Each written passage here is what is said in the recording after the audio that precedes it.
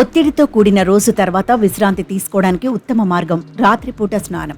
స్నానంతో శరీర ఉష్ణోగ్రతలో మార్పు వస్తుంది, హాయిగా అనిపిస్తుంది, త్వరగా నిద్రపోవడంలో సహాయపడుతుంది. తడి జుట్టుతో నిద్రపోవటం వల్ల మరుసటి రోజు ఉదయం జలుబు వచ్చే అవకాశాలు పెరుగుతాయని మాత్రమే చాలా మంది అనుకుంటారు. కానీ తడి జుట్టుతో పడుకోవటం వల్ల ఫంగల్ ఇన్ఫెక్షన్లు, జుట్టు చిట్లటం వల్ల వచ్చే ప్రమాదాన్ని తగ్గించడానికి మీరు మీ జుట్టును పూర్తిగా పొడిగా ఉంచుకొని పడుకోవాలి. తడి వెంట్రుకలతో పడుకోవటం వల్ల జలుబు వస్తుందనే నమ్మకానికి ఎలాంటి ఆధారాలు లేవు. ఒకరికి జలుబు వస్తే వైరస్ సోకిన కారణంగా వస్తుంది.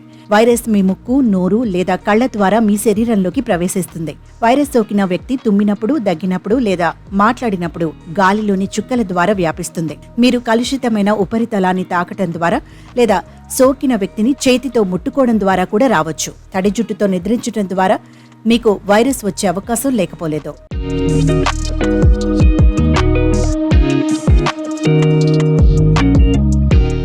తడి జుట్టుతో నిద్రించడం వల్ల కొంత ప్రమాదం ఉంది. తడిగా ఉన్నప్పుడు జుట్టు చాలా బలహీనంగా ఉంటుంది. కాబట్టి నిద్రలో అటు ఇటు తిరిగినప్పుడు జుట్టు చిట్లడం లాంటివి జరగచ్చు.